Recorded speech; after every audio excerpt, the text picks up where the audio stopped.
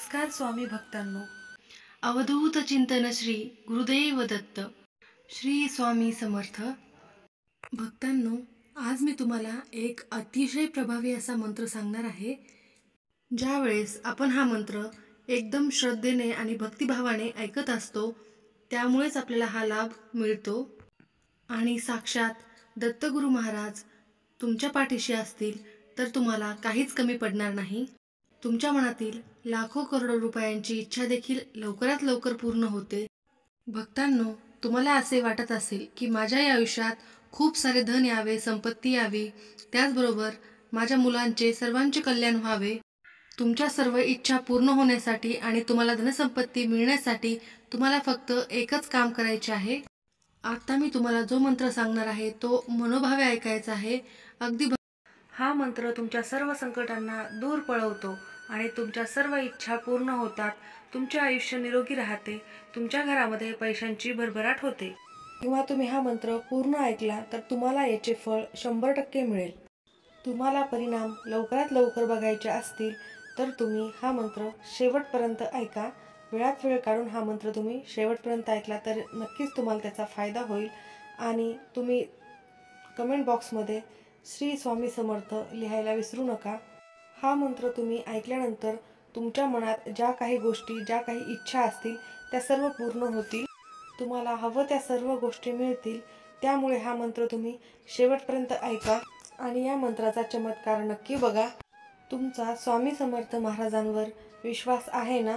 जर विश्वास असेल तर स्वामी समर्थ तुमच्या सर्व इच्छा पूर्ण करतीलच. हा मंत्र ऐकताना तुमचे मन एकाग्र करा. तुम्हाला स्वामी समर्थांचे स्वरूप आठवायचे आहे. खूप विश्वासाने, श्रद्धेने हा मंत्र तुम्ही नक्की ऐका. हा मंत्र तुम्ही 108 वेळेस ऐकला आणि मनोभावे ऐकला तर तुम्हाला याचा चमत्कार नक्कीच पाहायला मिळेल. तुमच्याकडे वेळ नसेल तर तुम्ही हा मंत्र फक्त मोबाईलवर लावून ठेवा आणि ऐकत राहा. खूप प्रयत्न करून तुम्ही थकला असाल, तुम्हाला तुमचे नशीब साथ देत नसेल तर तुम्ही हा मंत्र आज आवर्जून ऐकाच. या मंत्राबद्दल माझा इतका विश्वास आहे की तुम्ही हा मंत्र ऐकला आणि स्वामी समर्थांजवळ जे काही तुम्ही मनोभावे मागितले आणि त्यांची मनोभावे प्रार्थना केली तर तुम्हाला लवकरात लवकर ते मिळणार आहे. वेळ न वाया घालवता पटकन या मंत्राला सुरुवात करूयात. ओम श्री गुरुदत्तात्रय सुख समृद्धी लाभो नमः. ओम श्री गुरुदत्तात्रय सुख समृद्धी लाभो नमः. ओम श्री गुरुदत्तात्रय सुख समृद्धी लाभो नमः. ओम श्री गुरुदत्तात्रय सुख समृद्धी लाभो नमः. ओम श्री गुरुदत्तात्रय सुख समृद्धी लाभो नमः. ओम श्री गुरुदत्तात्रय सुख समृद्धी लाभो नमः. ओम श्री गुरुदत्तात्रय सुख समृद्धी लाभो नमः. ओम श्री गुरुदत्तात्रय सुख समृद्धी लाभो नमः. ओम श्री गुरुदत्तात्रय सुख समृद्धी लाभो नमः. ओम श्री गुरुदत्तात्रय सुख समृद्धी लाभो नमः. ओम श्री गुरुदत्तात्रय सुख समृद्धी लाभो नमः. ओम श्री गुरुदत्तात्रय सुख समृद्धी लाभो नमः. ओम श्री गुरुदत्तात्रय सुख समृद्धी लाभो नमः. ओम श्री गुरुदत्तात्रय सुख समृद्धी लाभो नमः. ओम श्री गुरुदत्तात्रय सुख समृद्धी लाभो नमः. ओम श्री गुरुदत्तात्रय सुख समृद्धी लाभो नमः. ओम श्री गुरुदत्तात्रय सुख समृद्धी लाभो नमः. ओम श्री गुरुदत्तात्रय सुख समृद्धी लाभो नमः. ओम श्री गुरुदत्तात्रय सुख समृद्धी लाभो नमः. ओम श्री गुरुदत्तात्रय सुख समृद्धी लाभो नमः. ओम श्री गुरुदत्तात्रय सुखसमृद्धिलाभो नमः। ओम श्री गुरुदत्तात्रय सुखसमृद्धिलाभो नमः। ओम श्री गुरुदत्तात्रय सुखसमृद्धिलाभो नमः। ओम श्री गुरुदत्तात्रय सुखसमृद्धिलाभो नमः। ओम श्री गुरुदत्तात्रय सुखसमृद्धिलाभो नमः। ओम श्री गुरुदत्तात्रय सुखसमृद्धिलाभो नमः। ओम श्री गुरुदत्तात्रय सुखसमृद्धिलाभो नमः। ओम श्री गुरुदत्तात्रय सुखसमृद्धिलाभो नमः। ओम श्री गुरुदत्तात्रय सुखसमृद्धिलाभो नमः। ओम श्री गुरुदत्तात्रय सुखसमृद्धिलाभो नमः। ओम श्री गुरुदत्तात्रय सुखसमृद्धिलाभो नमः। ओम श्री गुरुदत्तात्रय सुखसमृद्धिलाभो नमः। ओम श्री गुरुदत्तात्रय सुखसमृद्धिलाभो नमः। ओम श्री गुरुदत्तात्रय सुखसमृद्धिलाभो नमः। ओम श्री गुरुदत्तात्रय सुखसमृद्धिलाभो नमः। ओम श्री गुरुदत्तात्रय सुखसमृद्धिलाभो नमः। ओम श्री गुरुदत्तात्रय सुखसमृद्धिलाभो नमः। ओम श्री गुरुदत्तात्रय सुखसमृद्धिलाभो नमः। ओम श्री गुरुदत्तात्रय सुखसमृद्धिलाभो नमः। ओम श्री गुरुदत्तात्रय सुखसमृद्धिलाभो नमः। ओम श्री गुरुदत्तात्रय सुखसमृद्धिलाभो नमः। ओम श्री गुरुदत्तात्रय सुखसमृद्धिलाभो नमः। ओम श्री गुरुदत्तात्रय सुखसमृद्धिलाभो नमः। ओम श्री गुरुदत्तात्रय सुखसमृद्धिलाभो नमः। ओम श्री गुरुदत्तात्रय सुखसमृद्धिलाभो नमः। ओम श्री गुरुदत्तात्रय सुखसमृद्धिलाभो नमः। ओम श्री गुरुदत्तात्रय सुखसमृद्धिलाभो नमः। ओम श्री गुरुदत्तात्रय सुखसमृद्धिलाभो नमः। ओम श्री गुरुदत्तात्रय सुखसमृद्धिलाभो नमः। ओम श्री गुरुदत्तात्रय सुखसमृद्धिलाभो नमः। ओम श्री गुरुदत्तात्रय सुखसमृद्धिलाभो नमः। ओम श्री गुरुदत्तात्रय सुखसमृद्धिलाभो नमः। ओम श्री गुरुदत्तात्रय सुखसमृद्धिलाभो नमः।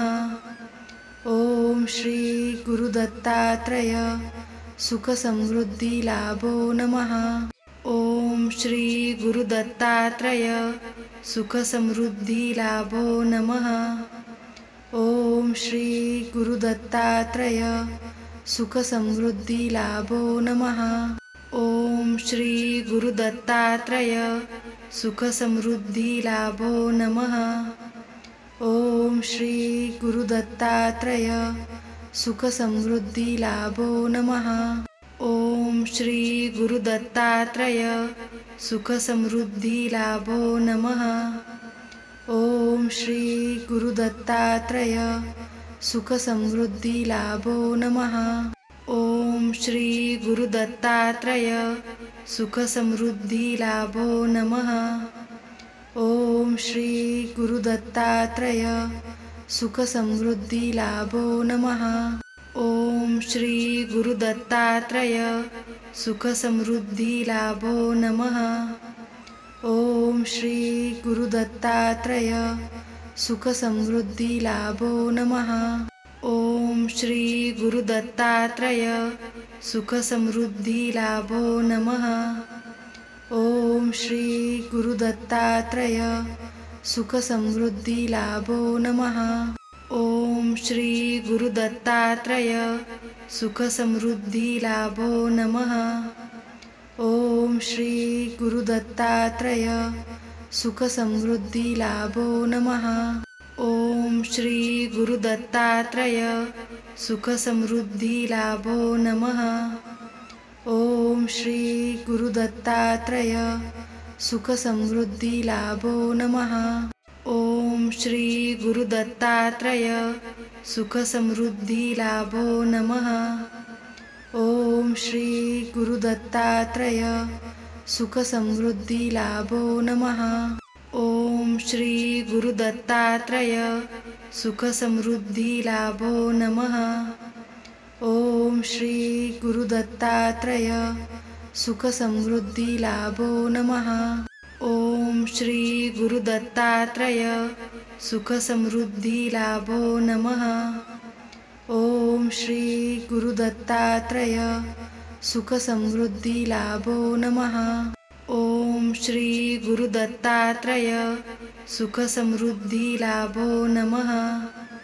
ओम श्री गुरु दत्तात्रय सुख समृद्धी लाभो नमः। ओम श्री गुरु दत्तात्रय सुख समृद्धी लाभो नमः। ओम श्री गुरु दत्तात्रय सुख समृद्धी लाभो नमः। ओम श्री गुरु दत्तात्रय सुख समृद्धी लाभो नमः। ओम श्री गुरु दत्तात्रय सुख समृद्धी लाभो नमः। ओम श्री गुरु दत्तात्रय सुख समृद्धी लाभो नमः।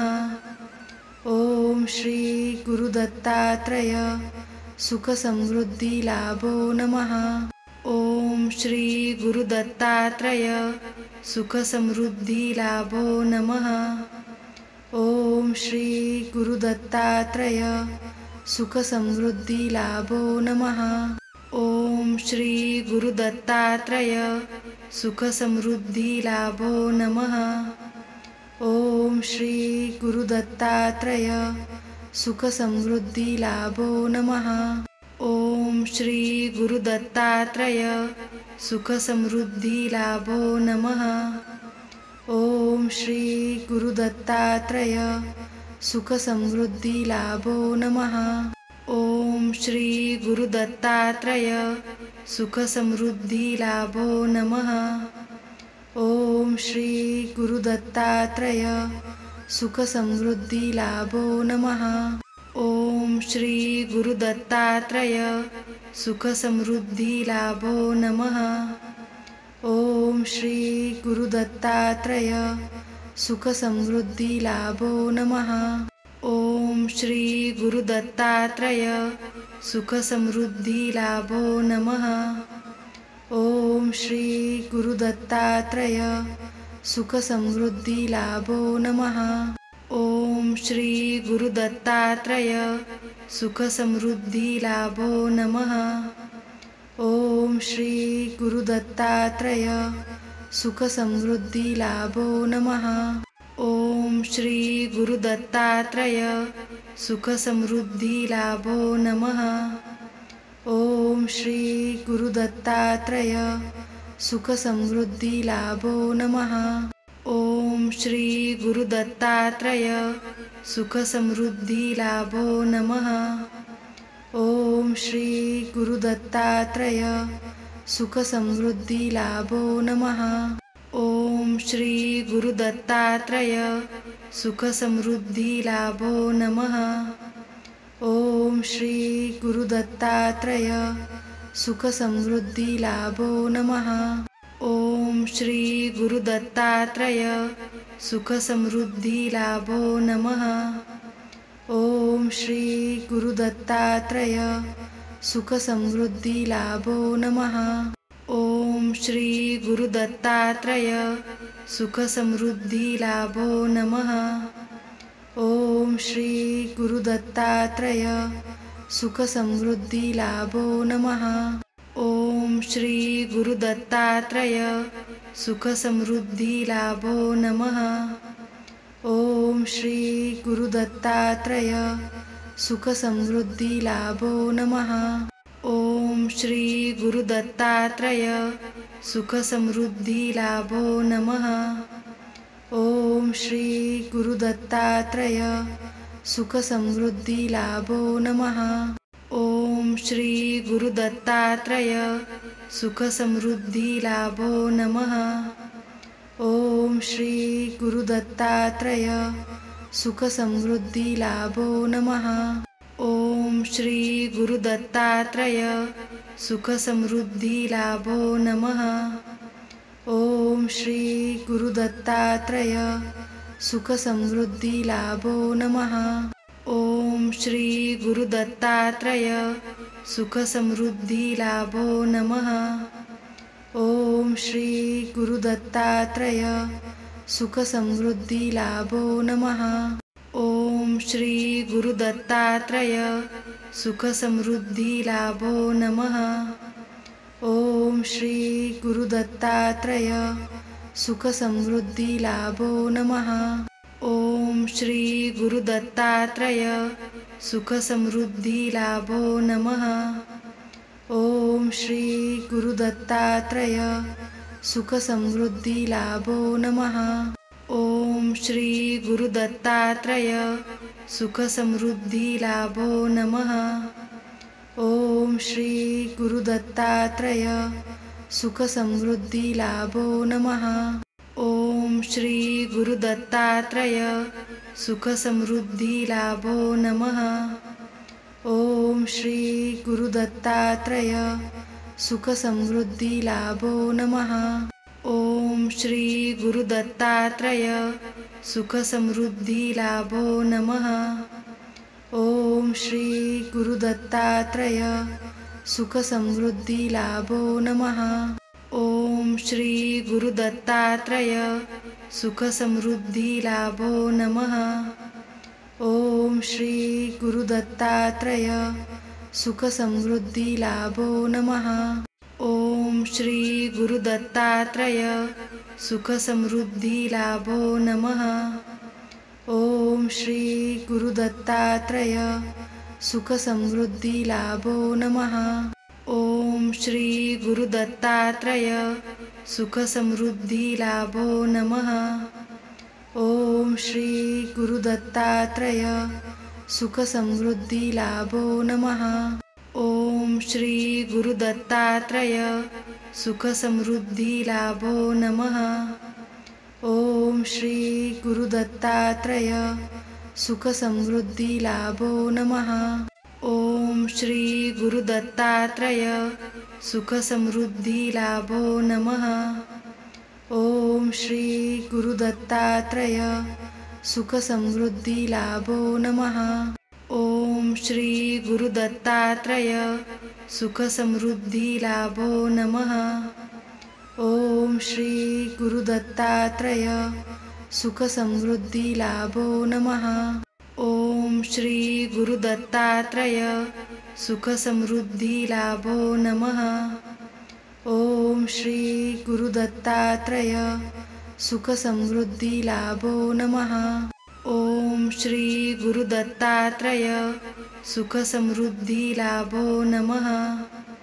ओम श्री गुरुदत्तात्रय सुखसमृद्धी लाभो नमः। ओम श्री गुरुदत्तात्रय सुखसमृद्धी लाभो नमः। ओम श्री गुरुदत्तात्रय सुखसमृद्धी लाभो नमः। ओम श्री गुरुदत्तात्रय सुखसमृद्धी लाभो नमः। ओम श्री गुरुदत्तात्रय सुखसमृद्धी लाभो नमः। ओम श्री गुरुदत्तात्रय सुखसमृद्धी लाभो नमः। ओम श्री गुरुदत्तात्रय सुखसमृद्धी लाभो नमः। ओम श्री गुरुदत्तात्रय सुखसमृद्धिलाभो नमः। ॐ श्री गुरुदत्तात्रय सुखसमृद्धिलाभो नमः। ॐ श्री गुरुदत्तात्रय सुखसमृद्धिलाभो नमः। ॐ श्री गुरुदत्तात्रय सुखसमृद्धिलाभो नमः। ॐ श्री गुरुदत्तात्रय सुखसमृद्धिलाभो नमः। ॐ श्री गुरुदत्तात्रय सुखसमृद्धिलाभो नमः। ॐ श्री गुरुदत्तात्रय सुखसमृद्धिलाभो नमः। ॐ श्री गुरुदत्तात्रय सुखसमृद्धिलाभो नमः। ॐ श्री गुरुदत्तात्रय सुखसमृद्धिलाभो नमः। ॐ श्री गुरुदत्तात्रय सुखसमृद्धिलाभो नमः। ॐ श्री गुरुदत्तात्रय सुखसमृद्धिलाभो नमः। ॐ श्री गुरुदत्तात्रय सुखसमृद्धिलाभो नमः। ॐ श्री गुरुदत्तात्रय सुखसमृद्धिलाभो नमः।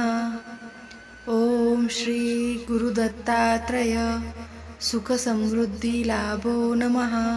ॐ श्री गुरुदत्तात्रय सुखसमृद्धिलाभो नमः। ॐ श्री गुरुदत्तात्रय सुखसमृद्धिलाभो नमः।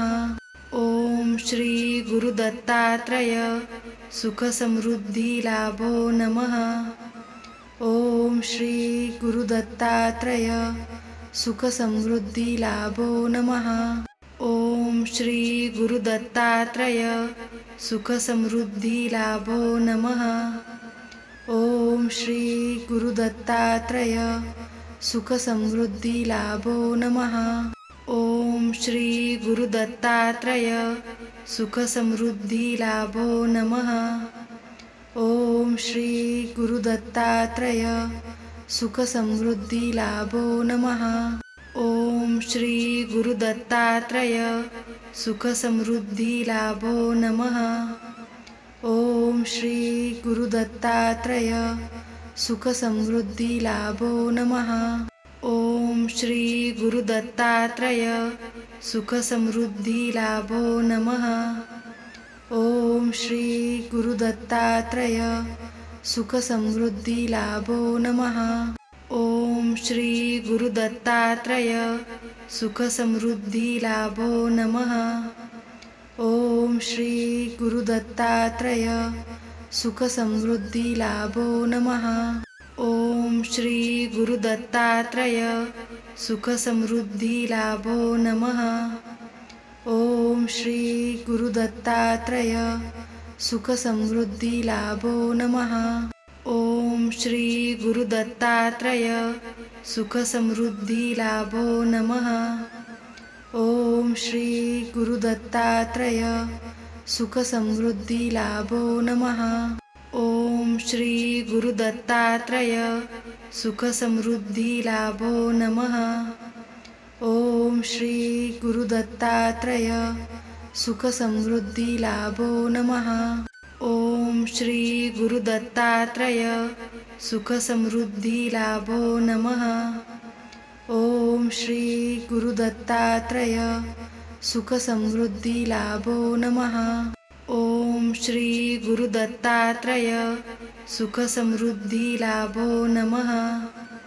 ॐ श्री गुरुदत्तात्रय सुखसमृद्धिलाभो नमः। ॐ श्री गुरुदत्तात्रय सुखसमृद्धिलाभो नमः। ॐ श्री गुरुदत्तात्रय सुखसमृद्धिलाभो नमः। ॐ श्री गुरुदत्तात्रय सुखसमृद्धिलाभो नमः। ॐ श्री गुरुदत्तात्रय सुखसमृद्धिलाभो नमः। ॐ श्री गुरुदत्तात्रय सुखसमृद्धिलाभो नमः। ॐ श्री गुरुदत्तात्रय सुखसमृद्धिलाभो नमः। ओम श्री गुरुदत्तात्रय सुख समृद्धी लाभो नमः। ओम श्री गुरुदत्तात्रय सुख समृद्धी लाभो नमः।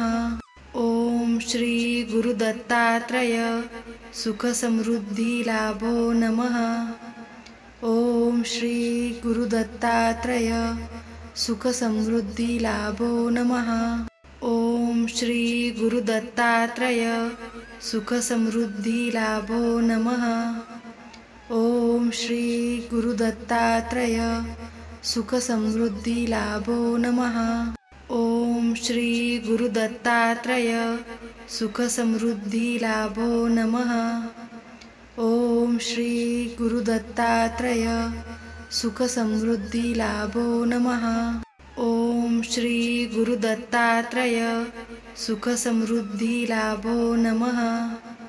ओम श्री गुरुदत्तात्रय सुख समृद्धी लाभो नमः।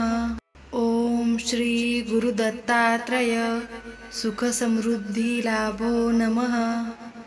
ओम श्री गुरुदत्तात्रय सुख समृद्धी लाभो नमः। ओम श्री गुरुदत्तात्रय सुख समृद्धी लाभो नमः। ओम श्री गुरुदत्तात्रय सुख समृद्धी लाभो नमः। ओम श्री गुरुदत्तात्रय सुख समृद्धी लाभो नमः। ओम श्री गुरुदत्तात्रय सुख समृद्धी लाभो नमः। ओम श्री गुरुदत्तात्रय सुख समृद्धी लाभो नमः। ओम श्री गुरुदत्तात्रय सुख समृद्धी लाभो नमः। ओम श्री गुरुदत्तात्रय सुख समृद्धी लाभो नमः। ओम श्री गुरुदत्तात्रय सुख समृद्धी लाभो नमः। ओम श्री गुरुदत्तात्रय सुख समृद्धी लाभो नमः। ओम श्री गुरुदत्तात्रय सुख समृद्धी लाभो नमः। ओम श्री गुरुदत्तात्रय सुख समृद्धी लाभो नमः। ओम श्री गुरुदत्तात्रय सुख समृद्धी लाभो नमः। ओम श्री गुरुदत्तात्रय सुख समृद्धी लाभो नमः। ओम श्री गुरुदत्तात्रय सुख समृद्धी लाभो नमः। ओम श्री गुरुदत्तात्रय सुख समृद्धी लाभो नमः। ओम श्री गुरुदत्तात्रय सुख समृद्धी लाभो नमः। ओम श्री गुरुदत्तात्रय सुख समृद्धी लाभो नमः। ओम श्री गुरुदत्तात्रय सुख समृद्धी लाभो नमः। ओम श्री गुरुदत्तात्रय सुख समृद्धी लाभो नमः। ओम श्री गुरुदत्तात्रय सुख समृद्धी लाभो नमः। ओम श्री गुरुदत्तात्रय सुख समृद्धी लाभो नमः। ओम श्री गुरुदत्तात्रय सुख समृद्धी लाभो नमः। ओम श्री गुरुदत्तात्रय सुख समृद्धी लाभो नमः। ओम श्री गुरुदत्तात्रय सुख समृद्धी लाभो नमः। ओम श्री गुरुदत्तात्रय सुख समृद्धी लाभो नमः। ओम श्री गुरुदत्तात्रय सुख समृद्धी लाभो नमः। ओम श्री गुरुदत्तात्रय सुख समृद्धी लाभो नमः। ओम श्री गुरुदत्तात्रय सुख समृद्धी लाभो नमः। ओम श्री गुरुदत्तात्रय सुख समृद्धी लाभो नमः। ओम श्री गुरुदत्तात्रय सुख समृद्धी लाभो नमः। ओम श्री गुरुदत्तात्रय सुख समृद्धी लाभो नमः। ओम श्री गुरुदत्तात्रय सुख समृद्धी लाभो नमः। ओम श्री गुरु दत्तात्रेय सुख समृद्धी लाभो नमः। ओम श्री गुरु दत्तात्रेय सुख समृद्धी लाभो नमः। ओम श्री गुरु दत्तात्रेय सुख समृद्धी लाभो नमः। ओम श्री गुरु दत्तात्रेय सुख समृद्धी लाभो नमः। ओम श्री गुरु दत्तात्रेय सुख समृद्धी लाभो नमः। ओम श्री गुरु दत्तात्रेय सुख समृद्धी लाभो नमः।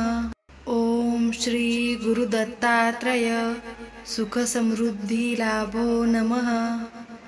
ओम श्री गुरु दत्तात्रेय सुख समृद्धी लाभो नमः। ओम श्री गुरु दत्तात्रेय सुख समृद्धी लाभो नमः। ओम श्री गुरु दत्तात्रेय सुख समृद्धी लाभो नमः। ओम श्री गुरु दत्तात्रेय सुख समृद्धी लाभो नमः। ओम श्री गुरु दत्तात्रेय सुख समृद्धी लाभो नमः। ओम श्री गुरु दत्तात्रेय सुख समृद्धी लाभो नमः। ओम श्री गुरु दत्तात्रेय सुख समृद्धी लाभो नमः। ओम श्री गुरु दत्तात्रेय सुख समृद्धी लाभो नमः। ओम श्री गुरु दत्तात्रेय सुख समृद्धी लाभो नमः। ओम श्री गुरु दत्तात्रेय सुख समृद्धी लाभो नमः। ओम श्री गुरु दत्तात्रेय सुख समृद्धी लाभो नमः। ओम श्री गुरु दत्तात्रेय सुख समृद्धी लाभो नमः। ओम श्री गुरु दत्तात्रेय सुख समृद्धी लाभो नमः। ओम श्री गुरु दत्तात्रेय सुख समृद्धी लाभो नमः। ओम श्री गुरु दत्तात्रेय सुख समृद्धी लाभो नमः। ओम श्री गुरु दत्तात्रेय सुख समृद्धी लाभो नमः। ओम श्री गुरु दत्तात्रेय सुख समृद्धी लाभो नमः। ओम श्री गुरु दत्तात्रेय सुख समृद्धी लाभो नमः। ओम श्री गुरु दत्तात्रेय सुख समृद्धी लाभो नमः। ओम श्री गुरु दत्तात्रेय सुख समृद्धी लाभो नमः। ओम श्री गुरु दत्तात्रेय सुख समृद्धी लाभो नमः। ओम श्री गुरु दत्तात्रेय सुख समृद्धी लाभो नमः। ओम श्री गुरु दत्तात्रेय सुख समृद्धी लाभो नमः। ओम श्री गुरु दत्तात्रेय सुख समृद्धी लाभो नमः। ओम श्री गुरु दत्तात्रेय सुख समृद्धी लाभो नमः। ओम श्री गुरु दत्तात्रेय सुख समृद्धी लाभो नमः। ओम श्री गुरु दत्तात्रेय सुख समृद्धी लाभो नमः। ओम श्री गुरु दत्तात्रेय सुख समृद्धी लाभो नमः। ओम श्री गुरु दत्तात्रेय सुख समृद्धी लाभो नमः। ओम श्री गुरु दत्तात्रेय सुख समृद्धी लाभो नमः। ओम श्री गुरु दत्तात्रेय सुख समृद्धी लाभो नमः। ओम श्री गुरु दत्तात्रेय सुख समृद्धी लाभो नमः। ओम श्री गुरु दत्तात्रेय सुख समृद्धी लाभो नमः। ओम श्री गुरु दत्तात्रेय सुख समृद्धी लाभो नमः। ओम श्री गुरु दत्तात्रेय सुख समृद्धी लाभो नमः। ओम श्री गुरु दत्तात्रेय सुख समृद्धी लाभो नमः। ओम श्री गुरुदत्तात्रय सुखसमृद्धिलाभो नमः। ओम श्री गुरुदत्तात्रय सुखसमृद्धिलाभो नमः। ओम श्री गुरुदत्तात्रय सुखसमृद्धिलाभो नमः। ओम श्री गुरुदत्तात्रय सुखसमृद्धिलाभो नमः। ओम श्री गुरुदत्तात्रय सुखसमृद्धिलाभो नमः। ओम श्री गुरुदत्तात्रय सुखसमृद्धिलाभो नमः। ओम श्री गुरुदत्तात्रय सुखसमृद्धिलाभो नमः। ओम श्री गुरुदत्तात्रय सुखसमृद्धिलाभो नमः। ओम श्री गुरुदत्तात्रय सुखसमृद्धिलाभो नमः। ओम श्री गुरुदत्तात्रय सुखसमृद्धिलाभो नमः। ओम श्री गुरुदत्तात्रय सुखसमृद्धिलाभो नमः। ओम श्री गुरुदत्तात्रय सुखसमृद्धिलाभो नमः। ओम श्री गुरुदत्तात्रय सुखसमृद्धिलाभो नमः। ओम श्री गुरुदत्तात्रय सुखसमृद्धिलाभो नमः। ओम श्री गुरुदत्तात्रय सुखसमृद्धिलाभो नमः। ओम श्री गुरुदत्तात्रय सुखसमृद्धिलाभो नमः। ओम श्री गुरुदत्तात्रय सुखसमृद्धिलाभो नमः। ओम श्री गुरुदत्तात्रय सुखसमृद्धिलाभो नमः। ओम श्री गुरुदत्तात्रय सुखसमृद्धिलाभो नमः। ओम श्री गुरुदत्तात्रय सुखसमृद्धिलाभो नमः। ओम श्री गुरुदत्तात्रय सुखसमृद्धिलाभो नमः। ओम श्री गुरुदत्तात्रय सुखसमृद्धिलाभो नमः। ओम श्री गुरुदत्तात्रय सुखसमृद्धिलाभो नमः। ओम श्री गुरुदत्तात्रय सुखसमृद्धिलाभो नमः। ओम श्री गुरुदत्तात्रय सुखसमृद्धिलाभो नमः। ओम श्री गुरुदत्तात्रय सुखसमृद्धिलाभो नमः। ओम श्री गुरुदत्तात्रय सुखसमृद्धिलाभो नमः। ओम श्री गुरुदत्तात्रय सुखसमृद्धिलाभो नमः। ओम श्री गुरुदत्तात्रय सुखसमृद्धिलाभो नमः। ओम श्री गुरुदत्तात्रय सुखसमृद्धिलाभो नमः। ओम श्री गुरुदत्तात्रय सुखसमृद्धिलाभो नमः। ओम श्री गुरुदत्तात्रय सुखसमृद्धिलाभो नमः। ओम श्री गुरुदत्तात्रय सुखसमृद्धिलाभो नमः। ओम श्री गुरुदत्तात्रय सुखसमृद्धिलाभो नमः। ओम श्री गुरुदत्तात्रय सुखसमृद्धिलाभो नमः। ओम श्री गुरुदत्तात्रय सुखसमृद्धिलाभो नमः। ओम श्री गुरुदत्तात्रय सुखसमृद्धिलाभो नमः। ओम श्री गुरुदत्तात्रय सुखसमृद्धिलाभो नमः। ओम श्री गुरुदत्तात्रय सुखसमृद्धिलाभो नमः। ओम श्री गुरुदत्तात्रय सुखसमृद्धिलाभो नमः। ओम श्री गुरुदत्तात्रय सुखसमृद्धिलाभो नमः। ओम श्री गुरुदत्तात्रय सुखसमृद्धिलाभो नमः। ओम श्री गुरुदत्तात्रय सुखसमृद्धिलाभो नमः। ओम ओम श्री गुरुदत्तात्रय सुख समृद्धी लाभो नमः। ओम श्री गुरुदत्तात्रय सुख समृद्धी लाभो नमः। ओम श्री गुरुदत्तात्रय सुख समृद्धी लाभो नमः।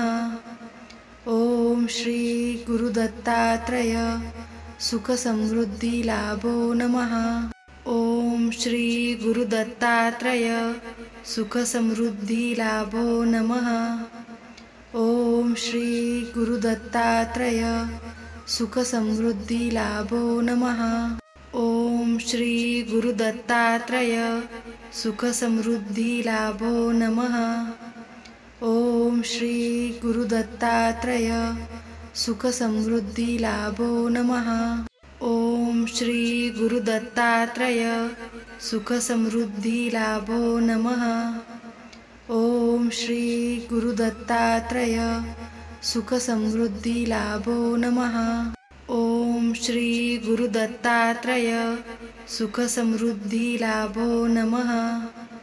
ओम श्री गुरुदत्तात्रय सुख समृद्धी लाभो नमः। ओम श्री गुरुदत्तात्रय सुख समृद्धी लाभो नमः। ओम श्री गुरुदत्तात्रय सुख समृद्धी लाभो नमः।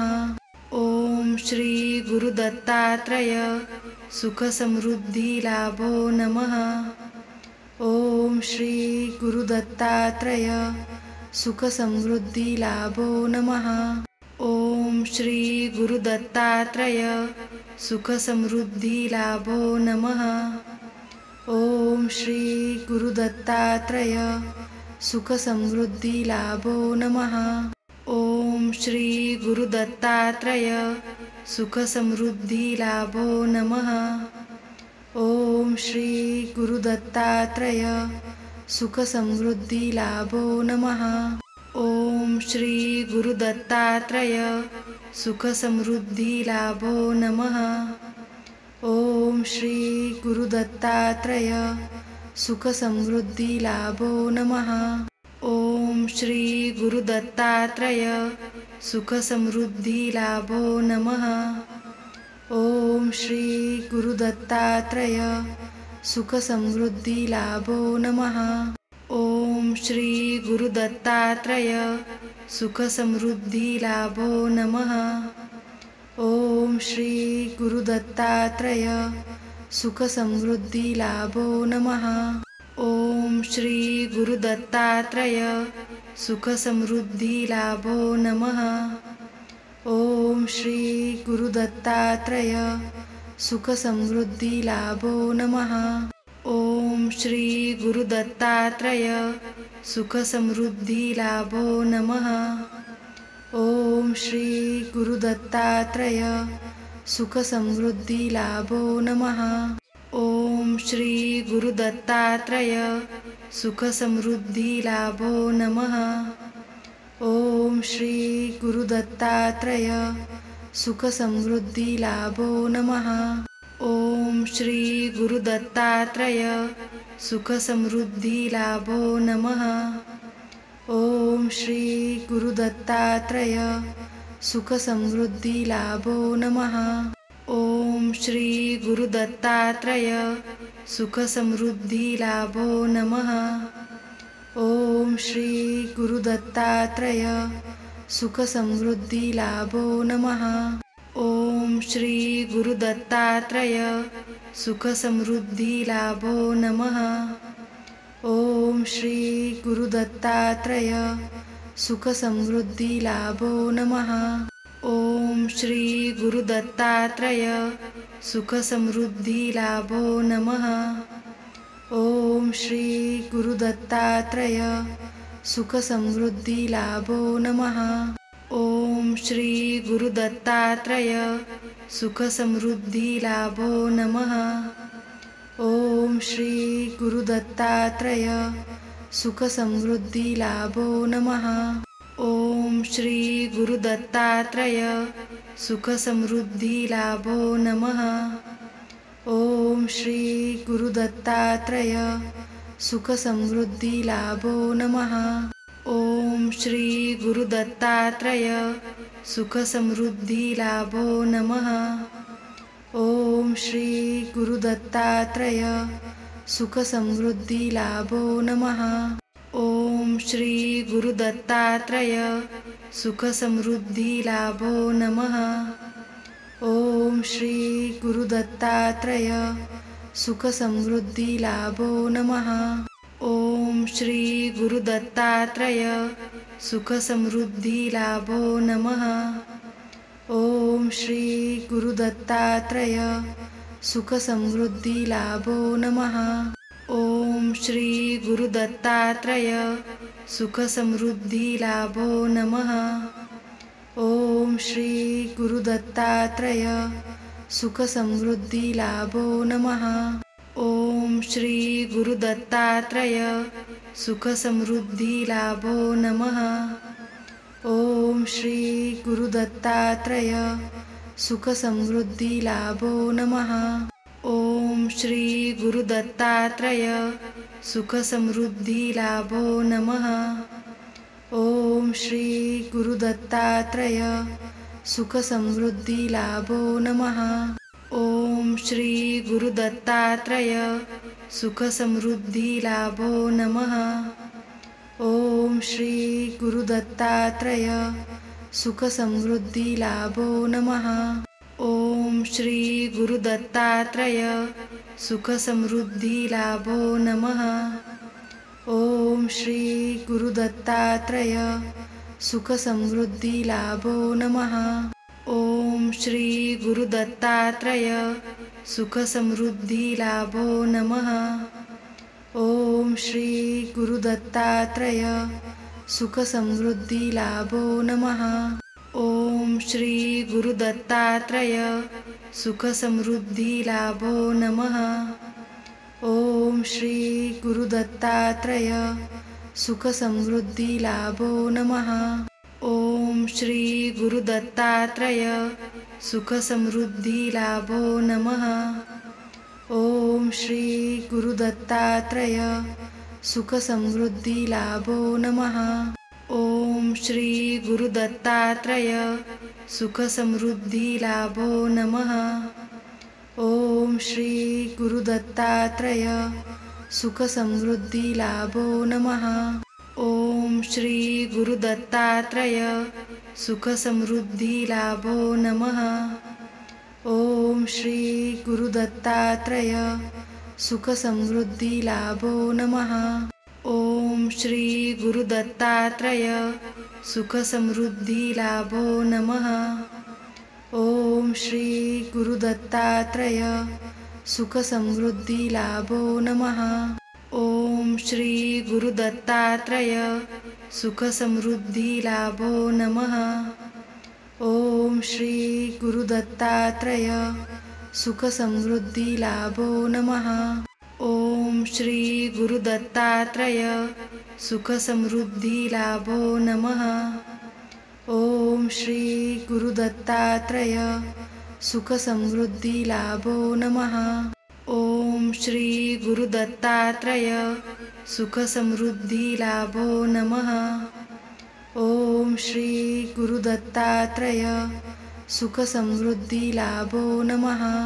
ॐ श्री गुरुदत्तात्रय सुखसमृद्धिलाभो नमः। ॐ श्री गुरुदत्तात्रय सुखसमृद्धिलाभो नमः। ॐ श्री गुरुदत्तात्रय सुखसमृद्धिलाभो नमः।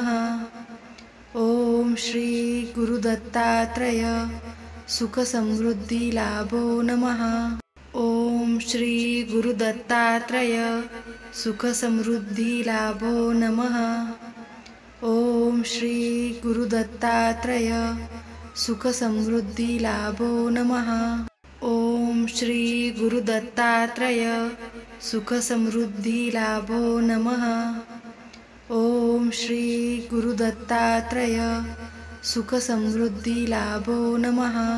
ॐ श्री गुरुदत्तात्रय सुखसमृद्धिलाभो नमः। ओम श्री गुरुदत्तात्रय सुख समृद्धी लाभो नमः। ओम श्री गुरुदत्तात्रय सुख समृद्धी लाभो नमः। ओम श्री गुरुदत्तात्रय सुख समृद्धी लाभो नमः। ओम श्री गुरुदत्तात्रय सुख समृद्धी लाभो नमः। ओम श्री गुरुदत्तात्रय सुख समृद्धी लाभो नमः। ओम श्री गुरुदत्तात्रय सुख समृद्धी लाभो नमः। ओम श्री गुरुदत्तात्रय सुख समृद्धी लाभो नमः। ओम श्री गुरुदत्तात्रय सुख समृद्धी लाभो नमः। ओम श्री गुरुदत्तात्रय सुख समृद्धी लाभो नमः। ओम श्री गुरुदत्तात्रय सुख समृद्धी लाभो नमः। ओम श्री गुरुदत्तात्रय सुख समृद्धी लाभो नमः। ओम श्री गुरुदत्तात्रय सुख समृद्धी लाभो नमः। ओम श्री गुरुदत्तात्रय सुख समृद्धी लाभो नमः। ओम श्री गुरुदत्तात्रय सुख समृद्धी लाभो नमः। ओम श्री गुरुदत्तात्रय सुख समृद्धी लाभो नमः। ओम श्री गुरुदत्तात्रय सुख समृद्धी लाभो नमः। ओम श्री गुरुदत्तात्रय सुख समृद्धी लाभो नमः। ओम श्री गुरुदत्तात्रय सुख समृद्धी लाभो नमः। ओम श्री गुरुदत्तात्रय सुख समृद्धी लाभो नमः। ओम श्री गुरुदत्तात्रय सुख समृद्धी लाभो नमः। ओम श्री गुरुदत्तात्रय सुख समृद्धी लाभो नमः। ओम श्री गुरुदत्तात्रय सुख समृद्धी लाभो नमः। ओम श्री गुरुदत्तात्रय सुख समृद्धी लाभो नमः। ओम श्री गुरुदत्तात्रय सुख समृद्धी लाभो नमः। ओम श्री गुरुदत्तात्रय सुख समृद्धी लाभो नमः। ओम श्री गुरुदत्तात्रय सुख समृद्धी लाभो नमः। ओम श्री गुरुदत्तात्रय सुख समृद्धी लाभो नमः। ओम श्री गुरुदत्तात्रय सुख समृद्धी लाभो नमः। ओम श्री गुरुदत्तात्रय सुख समृद्धी लाभो नमः। ओम श्री गुरुदत्तात्रय सुख समृद्धी लाभो नमः। ओम श्री गुरुदत्तात्रय सुख समृद्धी लाभो नमः। ओम श्री गुरुदत्तात्रय सुख समृद्धी लाभो नमः। ओम श्री गुरुदत्तात्रय सुख समृद्धी लाभो नमः। ओम श्री गुरुदत्तात्रय सुख समृद्धी लाभो नमः। ओम श्री गुरुदत्तात्रय सुख समृद्धी लाभो नमः। ओम श्री गुरुदत्तात्रय सुख समृद्धी लाभो नमः। ओम श्री गुरुदत्तात्रय सुख समृद्धी लाभो नमः। ओम श्री गुरुदत्तात्रय सुख समृद्धी लाभो नमः। ओम श्री गुरुदत्तात्रय सुख समृद्धी लाभो नमः। ओम श्री गुरुदत्तात्रय सुख समृद्धी लाभो नमः। ओम श्री गुरुदत्तात्रय सुख समृद्धी लाभो नमः। ओम श्री गुरुदत्तात्रय सुख समृद्धी लाभो नमः। ओम श्री गुरुदत्तात्रय सुख समृद्धी लाभो नमः। ओम ओम श्री गुरुदत्तात्रय सुखसमृद्धी लाभो नमः। ओम श्री गुरुदत्तात्रय सुखसमृद्धी लाभो नमः।